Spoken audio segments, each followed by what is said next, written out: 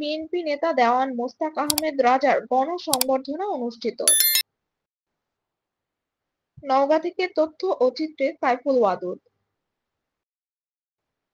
নওগাঁ সদর উপজেলা বিএনপির নবনির্বাচিত সভাপতি দেওয়ান মোস্তাক আহমেদ রাজা চেয়ারম্যানকে গণসংবর্ধনা প্রদান করা হয়েছে। শনিবার বিকেলে হাপানিয়া ইউনিয়নের লারচি মাঠে স্থানীয় জনগণের আয়োজনে এই সংবর্ধনা অনুষ্ঠান হয়।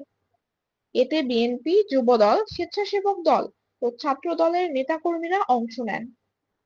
বক্তারা বলেন, রাজা চেয়ারম্যান তৃণমূল বিএনপিকে সংগঠিত করতে দীর্ঘদিন কাজ করেছেন।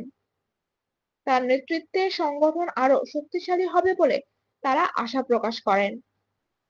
উল্লেখ্য, তিনি সদ্য অনুষ্ঠিত বিএনপির সদর উপজেলা শাখার দ্বিবার্ষিক নির্বাচনে সভাপতি নির্বাচিত হয়েছেন। ভোরের সময় নওগাঁ।